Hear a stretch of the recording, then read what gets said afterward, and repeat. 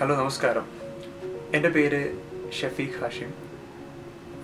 ഞാൻ കഴിഞ്ഞ കുറച്ച് കാലങ്ങളായിട്ട് ഇങ്ങനെ വ്ളോഗൊക്കെ ചെയ്യാനായിട്ട് ഇങ്ങനെ ശ്രമിച്ചുകൊണ്ടിരിക്കുന്ന ഒരാളാണ്. ഞാൻ സൗദി അറേബ്യയിലാണ് ജോലി ചെയ്യുന്നത്. എൻ്റെ ജോലിയുടെ സ്വഭാവം കൊണ്ടും ഇവിടുത്തെ എൻ്റെ ഉഴപ്പൻ ജീവിത രീതി കൊണ്ടും കൃത്യമായ കണ്ടൻറ്റോടുകൂടി നല്ല വീഡിയോസ് കൃത്യമായ ഇടവേളകളിലൊന്നും അപ്ലോഡ് ചെയ്ത് വ്ളോഗിനെ ഇങ്ങനെ സജീവമായി നിർത്താനൊന്നും എനിക്ക് കഴിഞ്ഞിട്ടില്ല. പക്ഷേ ഭാവിയിൽ നല്ലൊരു വ്ളോഗർ ആവാനും യൂട്യൂബിങ്ങിനെ സീരിയസ് ആയിട്ട് എടുക്കണമെന്ന് ആഗ്രഹിക്കുന്ന ഒരാൾ കൂടാണ്. ഇന്നത്തെ ഈ വ്ളോഗിൽ ഞാൻ ഉൾപ്പെടുത്താൻ ആഗ്രഹിക്കുന്നത് എൻ്റെ ഒരു ചെറിയ പ്രവാസ ജീവിതത്തിൻ്റെ അനുഭവമാണ്. ഞാനിവിടെ വന്നിട്ട് ഏകദേശം 4 വർഷത്തിന് മുകളിലാകുന്നു. ഇപ്പോൾ ഞാൻ നാട്ടിൽ ഒരു പ്രമുഖ FM റേഡിയോയിൽ പ്രോഗ്രാം പ്രൊഡ്യൂസറായിട്ട് ജോലി ചെയ്യുകയായിരുന്നു. ആ സമയത്ത് ഗൾഫിലേക്ക് വരണമെന്നും കുറച്ച് കാശ് സമ്പാദിക്കണം എന്നൊക്കെയുള്ളൊരു ആഗ്രഹം തോന്നിയിട്ട് ഇങ്ങോട്ടേക്ക് വന്നതാണ്. അപ്പോൾ ഞാനിവിടെ ഫ്ലൈറ്റ് ഇറങ്ങുമ്പോൾ മനസ്സിൽ ഭയങ്കര ആദിയായിരുന്നു. കാരണം സൗദി അറേബ്യയാണ്, ഒരുപാട് റൂൾസ് സ്ട്രിക്റ്റ് ആയിട്ടുള്ള രാജ്യമാണ്. ഒരുപാട് പേര് നമുക്ക് ഇങ്ങനെ ഗൈഡൻസ് തന്ന് ഒരു ഭയം നമ്മുടെ മനസ്സിൽ നിറച്ചിരിക്കുന്നൊരു സമയം. അപ്പോൾ ഫ്ലൈറ്റ് വന്ന് റിയാദ് എയർപോർട്ടിൽ വന്ന് ലാൻഡ് ചെയ്തു. ആ സമയത്ത് പോലും ഫ്ലൈറ്റിൽ നിന്ന് ഇറങ്ങുന്നതിന് പോലും ഞാൻ എൻ്റെ ബാഗേജുകൾ, എൻ്റെ ഹാൻഡ് ബാഗൊക്കെ വീണ്ടും ചെക്ക് ചെയ്തു. കാരണം ഇങ്ങനെ കേട്ടിട്ടുണ്ട്, ഫ്ലൈറ്റിൽ നിന്ന് മറ്റുള്ള ആളുകൾ നമ്മുടെ ബാഗിലേക്ക് അനധികൃതമായി സാധനങ്ങൾ കടത്തുന്നതും അങ്ങനെയൊക്കെയുള്ള പേടികൾ. പൊതുവെ ജന്മന പേടിയുള്ള കൂട്ടത്തിലായതുകൊണ്ട് തന്നെ അക്കാര്യത്തിൽ വീണ്ടും ഞാൻ ആ ബാഗേജൊക്കെ വീണ്ടും ചെക്ക് ചെയ്തിട്ടൊക്കെയാണ് എയർപോർട്ടിലേക്ക് ഇറങ്ങുന്നത്. അങ്ങനെ പേടിച്ച് ജവാസാത്ത് എന്ന് പറയുമ്പോൾ ഇമിഗ്രേഷനിൽ ഇരിക്കുന്ന ഉദ്യോഗസ്ഥൻ, അദ്ദേഹത്തിൻ്റെ ആ ഒരു ക്യൂവിൽ നിൽക്കുകയാണ്. ഓരോരുത്തരായിട്ട് ഇങ്ങനെ പോകുന്നുണ്ട്. അപ്പോൾ അവിടെ ഇങ്ങനെ നിൽക്കുമ്പോൾ ആ ജവാസാത്തിലുള്ള അറബി എന്നെ വിളിച്ചത് തും പാസ് ആവോ എന്നുള്ള പാട്ട് പാടിക്കൊണ്ടാണ്. തും പാസ് ആവോ, ഞാൻ അടുത്തേക്ക് വരാനായിട്ട് അദ്ദേഹം വളരെ ക്രിയേറ്റീവായിട്ട് ആ പാട്ട് പാടിക്കൊണ്ടാണ് എന്നെ വിളിച്ചത്. അപ്പോൾ എൻ്റെ മനസ്സിലുള്ള ഒരുപാട് ധാരണകളെ പൊളിച്ചടുക്കിക്കൊണ്ടാണ് ആദ്യത്തെ സൗദി അറേബ്യയിലേക്കുള്ള ഒരു എൻട്രി എനിക്ക് കിട്ടിയത്. പിന്നെ ഇവിടെ കണ്ട കാഴ്ചകളെന്ന് പറയുന്നത് വലിയ വലിയ കെട്ടിടങ്ങൾ, തിരക്കുള്ള റോഡുകൾ. സ്വാഭാവികമായിട്ടും ഗൾഫിൽ വന്നവർക്ക് അറിയാം, ആദ്യമായിട്ട് കാണുന്ന കാഴ്ചകൾ തിരക്കുള്ള റോഡുകൾ, 4 വരി പാതകൾ, റോഡ് സൈഡിൽ വെറുതെ ഡിസ്പ്ലേക്ക് വെച്ചിരിക്കുന്ന വലിയ വിമാനങ്ങൾ, അങ്ങനെയുള്ള ഒരുപാട് രസമുള്ള കാഴ്ചകളിലേക്ക് ഞാനിങ്ങനെ കടന്നു വന്നപ്പോൾ എനിക്ക് ശരിക്കും തോന്നി, ഏതോ ഒരു സ്വപ്ന ലോകത്താണ്, ഏതോ ഒരു സ്വർഗലോകത്താണ് ഞാൻ. ഇവിടുന്ന് ഇപ്പോൾ പണക്കാരനാകാൻ പോവുകയാണ്, ഒരുപാട് പണം വരാൻ പോവുകയാണ് എന്നൊക്കെയുള്ള ചിന്തകൾ എൻ്റെ മനസ്സിലേക്ക് വന്നു.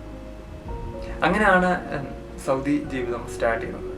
പിന്നെ പയ്യെ മനസ്സിലായി, ഇപ്പം കണ്ട ഈ കാഴ്ചകളൊക്കെ വളരെ പെട്ടെന്ന് തന്നെ മടുക്കുന്നതാണെന്നും ഇതൊക്കെ ഇവിടുത്തെ സ്ഥിരം കാഴ്ചകളാണെന്നും പയ്യെ ജീവിതത്തിൽ നിന്ന് ഞാൻ മനസ്സിലാക്കാൻ തുടങ്ങി. സ്ഥിരം കാഴ്ചകളിലൂടെ കടന്നു പോകുന്നവരാണ് പ്രവാസികൾ. ഈ ഗൃഹാതുരമായ കാര്യങ്ങൾ, നമ്മുടെ പാടവും പുഴയും ഒക്കെ പ്രവാസികളെ ഹഠാത് ആകർഷിക്കുന്നതിൻ്റെ പിന്നിലുള്ളൊരു കാരണവും ഇത്തരം സ്ഥിരം കാഴ്ചകളിൽ മടുപ്പുള്ള ജീവിതം ഉള്ളത് കൊണ്ടാവാം. പക്ഷെ നാട്ടിലിരിക്കുന്നവർക്ക് പ്രവാസികൾ ഇത്തരം ഗൃഹാതുരതകളെ കുറിച്ച് സംസാരിക്കുമ്പോൾ ഭയങ്കര ബോറിംഗ് ആയിട്ട് തോന്നും.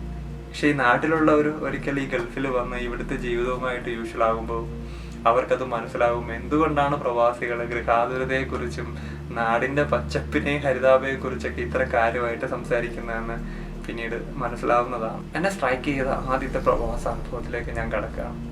ഞാൻ എൻ്റെ അളിയൻ്റെ കെയർ ഓഫിലാണ് ഗൾഫിലേക്ക് വന്ന് പിറ്റേ ദിവസം തന്നെ ഞാൻ എൻ്റെ അളിയൻ്റെ ഒരു സുഹൃത്തിൻ്റെ കൂടെ സൗദി അറേബ്യയിൽ പലയിടങ്ങളിൽ, പല സ്ഥലങ്ങളിൽ ജ്യൂസിൻ്റെ ഡിസ്ട്രിബ്യൂഷൻ നടത്തുന്ന ഒരു കമ്പനിയിലാണ് എൻ്റെ അളിയൻ്റെ സുഹൃത്ത് വർക്ക് ചെയ്യുന്നത്.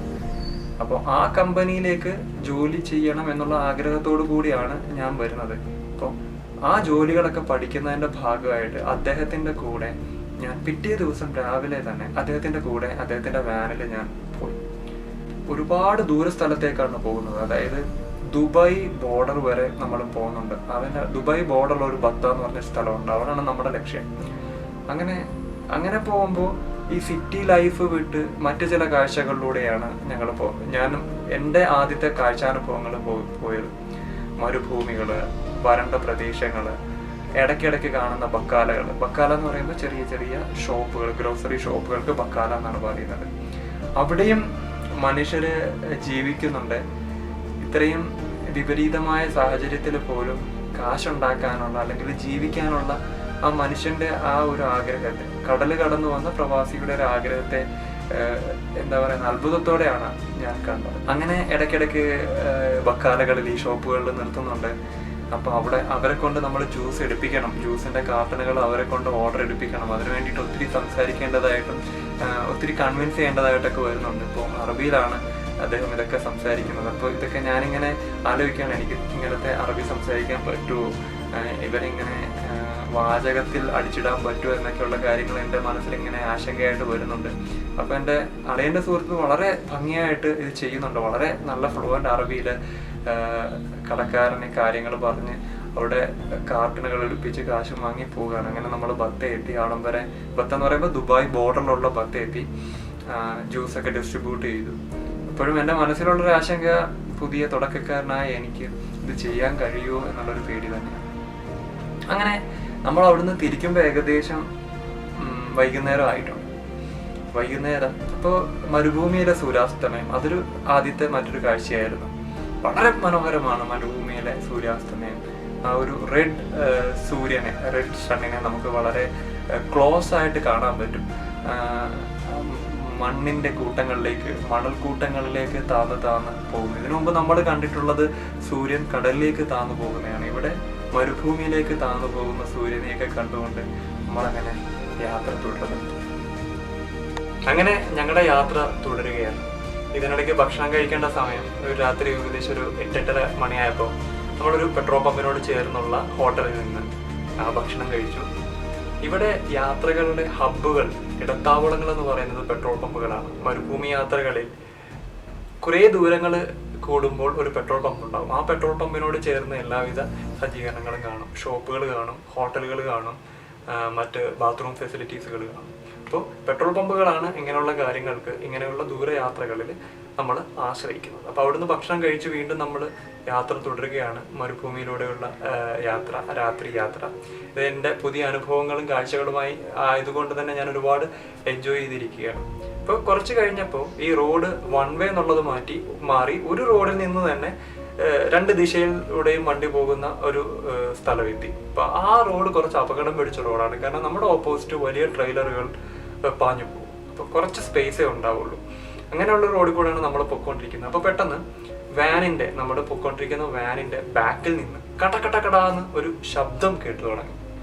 കുറച്ച് ദൂരം നമ്മളത് മൈൻഡ് ചെയ്യാതെ പോയെങ്കിലും ആ ശബ്ദം നിൽക്കുന്നില്ല എന്ന് കണ്ടതോടുകൂടി എൻ്റെ അളിയൻ്റെ സുഹൃത്ത് വണ്ടി സൈഡാക്കിയപ്പോഴാണ് പെട്ടെന്നൊരു കാര്യം തിരിച്ചറിഞ്ഞത്. വണ്ടി എവിടെയോ താന്നു. അപ്പോൾ ഒരു കാര്യം മനസ്സിലായത്, ഈ റോഡിന്റെ സൈഡിൽ നിന്ന് മരുഭൂമി തുടങ്ങുന്ന ഒരു ഏരിയയാണത്. അതായത് റോഡ് സൈഡ് കഴിഞ്ഞാൽ, റോഡിന്റെ അരികു കഴിഞ്ഞാൽ അവിടെ മണലിന്റെ ഭാഗമാണ്. ആ മണലിലോട്ടാണ് ഇദ്ദേഹം വണ്ടി സൈഡാക്കുന്നത്. അങ്ങനെ വണ്ടി എത്ര ശ്രമിച്ചിട്ടും, ആക്സിലേറ്റർ ചവിട്ടി എടുക്കാൻ ശ്രമിച്ചിട്ടും വണ്ടി ഒട്ടും മൂവ് ചെയ്യാതെ ടയറുകൾ മാത്രം കറങ്ങി മണൽ തെറിക്കുന്ന ഒരു അവസ്ഥയായി. പിന്നെ ഞാൻ ഇറങ്ങി തള്ളാൻ തുടങ്ങി. പക്ഷെ എൻ്റെ ആരോഗ്യത്തിന് ഒന്നും തന്നെ സംഭവിക്കുന്നില്ല. വണ്ടി അതേപോലെ ആ ഒരു പൊസിഷനിൽ തന്നെ കിടക്കുകയാണ്. പല തവണ ഇദ്ദേഹം ആക്സിലേറ്ററിൽ ചവിട്ടി എടുക്കാൻ നോക്കിയിട്ടൊന്നും യാതൊരുവിധ മാറ്റമോ വണ്ടിക്കൊരു ചലനമോ ഉണ്ടാകുന്നില്ല. അങ്ങനെ ഏകദേശം നമ്മളൊരു കാര്യം തിരിച്ചറിഞ്ഞു. പാതിരാത്രിയിൽ ഏകദേശം 12 മണി കഴിഞ്ഞ ടൈമിന് മരുഭൂമിയുടെ നടുവിൽ ഏതോ റോഡിന്റെ അരികിൽ നമ്മൾ പെട്ട് നിൽക്കുകയാണ്. അപ്പോൾ എൻ്റെ ആദ്യത്തെ ദിവസമാണ്, സൗദി അറേബ്യയിൽ വന്നിട്ട് ആദ്യത്തെ ദിവസമാണ്. ഒരു രാത്രി കഴിഞ്ഞ് പിറ്റേ ദിവസമാണ് നമ്മൾ ഈ യാത്ര സ്റ്റാർട്ട് ചെയ്യുന്നത്. എൻ്റെ അനുഭവങ്ങൾ ഇങ്ങനെ തുടങ്ങിയല്ലോ, എൻ്റെ ജീവിതം ഇങ്ങനെ തുടങ്ങിയല്ലോ എന്നുള്ളൊരു സങ്കടം എൻ്റെ മനസ്സിൽ വന്നു. ഇപ്പോൾ ഞങ്ങൾ രണ്ടാളും കൂടെ പിന്നെ മണൽ മാറ്റാൻ തുടങ്ങി. മണൽ മാറ്റും തോറും മണലാണ്. മരുഭൂമിയിൽ എത്രത്തോളം മണൽ മാറ്റാനാണ്? എത്ര മണൽ മാറ്റിയിട്ട് വണ്ടി എടുക്കാൻ നോക്കിയിട്ടൊന്നും നടക്കുന്നില്ല. പിന്നെ അതുവഴി പോകുന്ന വണ്ടികൾക്ക് ഞങ്ങൾ കൈ കാണിച്ചു തുടങ്ങി. ഓരോ വണ്ടികളും ഞങ്ങളെ സഹായിക്കാനായി നിർത്തുമെന്നുള്ള പ്രതീക്ഷയിൽ കൈ കാണിക്കുകയാണ്. പക്ഷെ ഒറ്റ വണ്ടിയും നമുക്ക് വേണ്ടി നിർത്താതെ കടന്നു പോകുന്ന ഒരു അനുഭവമാണ് ആ സമയത്ത് ഉണ്ടായത്. ഏകദേശം 1.5 മണിക്കൂറോളമായി നമ്മളവിടെ കുടുങ്ങി നിൽക്കാൻ തുടങ്ങിയിട്ട് വണ്ടികളൊന്നും നിർത്തുന്നില്ല. ആകെ കൂടെ എന്ത് ചെയ്യണം എന്നറിയാത്ത അവസ്ഥ. ഫോണിലെ ബാറ്ററി തീരുന്നു. നമ്മളിപ്പോൾ റിയാദിലേക്ക്, സിറ്റിയിലേക്ക് ആരെങ്കിലും വിളിച്ചു കഴിഞ്ഞാൽ തന്നെയും അവിടേക്ക് വരാനായിട്ട് ഏകദേശം 4 മണിക്കൂറിന് മുകളിൽ സമയമെടുക്കും. ആ 4 മണിക്കൂറോളം നമ്മൾ എന്ത് ചെയ്യണം എന്നുള്ള കാര്യം, അങ്ങനെയൊക്കെ ആകെക്കൂടെ പ്രശ്നത്തിൽ നിൽക്കുന്ന സമയത്ത് കൈ കാണിക്കുന്നു ഒരു വലിയ ട്രെയിലർ വന്ന് നമ്മുടെ അടുത്ത് നിർത്തും. തീർച്ചയായിട്ടും ആ ട്രെയിലർ ഓടിച്ചു വന്നത് ദൈവം അയച്ച ആളാണെന്ന് തന്നെയാണ് അന്നും ഇന്ന് ഞാൻ കരുതിയിരിക്കുന്നത്. ഒരു പ്രായം ചെന്ന മനുഷ്യൻ ആ ട്രെയിലറിൽ നിന്ന് ഇറങ്ങി വരും.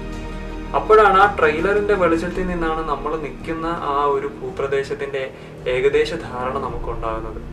വലിയ മണൽക്കുന്നുകൾ, റോഡിന് സൈഡിൽ വലിയ മണൽക്കുന്നുകളുള്ള ഒരു ഭാഗമാണ്.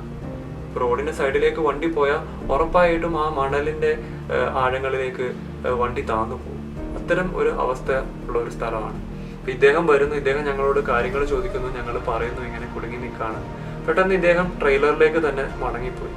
അപ്പൊ ഇദ്ദേഹം എന്താ നമ്മളെ സഹായിക്കാനുള്ള മനസ്സ് ഇല്ലാണ്ട് പോവാണോ എന്ന് ഞങ്ങളിങ്ങനെ ഭയപ്പെട്ട് നിൽക്കുമ്പോൾ ട്രെയിലറിനുള്ളിൽ നിന്ന് വലിയ ചങ്ങല, നല്ല വലിപ്പമുള്ള ഒരു ചങ്ങലയുമായിട്ടാണ് ഇദ്ദേഹം വരുന്നത്. ഇദ്ദേഹം അത് നമ്മുടെ വാനിൽ കെട്ടി, മറ്റേ അറ്റം അദ്ദേഹത്തിന്റെ ട്രെയിലറിന്റെ ബാക്കിൽ കെട്ടി. എൻ്റെ അളിയന്റെ സുഹൃത്ത് വണ്ടിയിൽ കയറി ആക്സിലേറ്റർ കൊടുത്തു. ഇദ്ദേഹം ട്രെയിലർ എടുത്തു, വണ്ടി പുഷ്പം പോലെ റോഡിലേക്ക് പോകും. അപ്പൊ നമ്മള് ഇദ്ദേഹത്തോട് ഇങ്ങനെ മടിച്ചു ചോദിച്ചിട്ടുണ്ടെങ്കിലും പണം ഇതിന് പകരമായിട്ട് സഹായമായിട്ട് തരണോ, ഈ സഹായത്തിന് പ്രതിഫലമായിട്ട് തരണോ എന്ന് നമ്മൾ ചോദിച്ചപ്പോൾ അദ്ദേഹം പറഞ്ഞത്, എനിക്ക് നിങ്ങളുടെ പണത്തിന് വേണ്ടിയിട്ടൊന്നുമല്ല ഞാൻ വണ്ടി നിർത്തിയത്. നിങ്ങൾ ദുആ ചെയ്യുമ്പോൾ, ദൈവത്തോട് പ്രാർത്ഥിക്കുമ്പോൾ, അള്ളാഹുവിനോട് പ്രാർത്ഥിക്കുമ്പോൾ എൻ്റെ പേരും കൂടെ നിങ്ങൾ ഉൾപ്പെടുത്തുക, എനിക്ക് വേണ്ടിയിട്ടും കൂടെ പ്രാർത്ഥിക്കുക. അന്നു മുതൽ ഇന്ന് വരെയുള്ള എൻ്റെ ജീവിതത്തിൽ എൻ്റെ പ്രാർത്ഥനകളിൽ ഡയറക്റ്റും ഇൻഡയറക്റ്റുമായിട്ട് അദ്ദേഹം ഉൾപ്പെട്ടിട്ടുണ്ട്. എന്നെ സഹായിച്ചിട്ടുള്ള എല്ലാവരും ഉൾപ്പെട്ടിട്ടുണ്ട്. ഇപ്പം അദ്ദേഹം പോയതിന് ശേഷം എൻ്റെ അളിയൻ്റെ സുഹൃത്ത് എന്നോട് പറഞ്ഞു, ഇദ്ദേഹം പച്ചയാന്ന് പറഞ്ഞു. പച്ച എന്ന് പറഞ്ഞ പ്രവാസികൾക്കറിയാം, പാകിസ്ഥാനികളെ നമ്മൾ ചുരുക്കപ്പേരിൽ വിളിക്കുന്നതാണ് പച്ച. അപ്പം പെട്ടെന്ന് എനിക്ക് അത്ഭുതം തോന്നി. എൻ്റെ പ്രവാസത്തിൻ്റെ ജീവിതം തുടങ്ങുന്ന ആ ഒരു സമയത്ത് എനിക്ക് നിർണായകമായ ഒരു ഘട്ടത്തിൽ സഹായവുമായി വന്നതൊരു പാകിസ്ഥാനിയാണ്. ഇവിടെ ജീവിക്കുന്ന ഓരോ പ്രവാസികൾക്കും ഇങ്ങനെ ഇത്തരത്തിൽ എന്തെങ്കിലുമൊക്കെ ഒരു അനുഭവം ഉണ്ടായിട്ടുണ്ടാകും. നമ്മുടെ മുൻധാരണകളെ തിരുത്തുന്ന രീതിയിൽ ആളുകളോ നമ്മളോട് ഇടപഴകി. പാകിസ്ഥാൻ എന്ന് പറഞ്ഞാൽ നമുക്കറിയാം, പൊതുവെ നമ്മുടെ ശത്രുരാജ്യമായിട്ട് പരിഗണിക്കുന്ന ഒരു സ്ഥലമാണ്. നമ്മുടെ യുദ്ധം ഉണ്ടായിട്ടുള്ള സ്ഥലമാണ്. ക്രിക്കറ്റ് ഒക്കെ നടക്കുമ്പോൾ ക്രിക്കറ്റിനപ്പുറത്തേക്ക് നമ്മുടെ വൈര്യമൊക്കെ നീണ്ടു പോകുന്ന ഒരു സന്ദർഭം കൂടാണ് നമുക്ക് പലപ്പോഴും അനുഭവമായിട്ടുള്ളത്. എന്തായാലും ഒരു പാകിസ്ഥാനിയുടെ കയ്യിൽ നിന്നൊരു നിർണായക ഘട്ടത്തിൽ സഹായം തേടിക്കൊണ്ടാണ് എൻ്റെ പ്രവാസ ജീവിതം ആരംഭിച്ചത്. ഇവിടെ പാകിസ്ഥാനിയെ മഹത്വവൽക്കരിക്കാനോ പാകിസ്ഥാനെ മഹത്വവൽക്കരിക്കാനോ അല്ല ഞാൻ ഈ വ്ലോഗ് ചെയ്തത്. അതിർവരമ്പുകൾ ഒക്കെയും ആരൊക്കെയോ സൃഷ്ടിച്ചിട്ടുള്ളതാണ്. എപ്പോഴാണ് ഈ അതിർവരമ്പുകളിലൂടെ സ്നേഹം ഒഴുകുന്നത്, സഹായം ഒഴുകുന്നത് എന്നൊന്നും നമുക്ക് പറയാൻ പറ്റത്തില്ല. അത് രാജ്യത്തിന് പുറത്തായാലും രാജ്യത്തിനുള്ളിലായാലും ഇനി അയൽപക്കങ്ങൾ തമ്മിലുള്ള അതിർവരമ്പുകളായാലും എപ്പോൾ വേണമെങ്കിലും അവിടെ സ്നേഹം എന്നുള്ളൊരു സംഗതി കൊണ്ട് അത് ബ്രേക്ക് ചെയ്യപ്പെടാം. അപ്പോൾ അതായിരുന്നു എൻ്റെ പ്രവാസ അനുഭവം. ഈ വ്ലോഗ് ഇഷ്ടമായെങ്കിൽ നിങ്ങൾ ഉറപ്പായിട്ട് ലൈക്കും സബ്സ്ക്രൈബും ചെയ്യണം. ഇനി സൗദി ജയിലിൽ ഒരു 4.5 മണിക്കൂർ കഴിയേണ്ട വന്നതിൻ്റെ അനുഭവമാണ് എനിക്കുള്ളത്. ആ അനുഭവമായിട്ട് ഞാൻ അടുത്ത വ്ലോഗിൽ വരണം.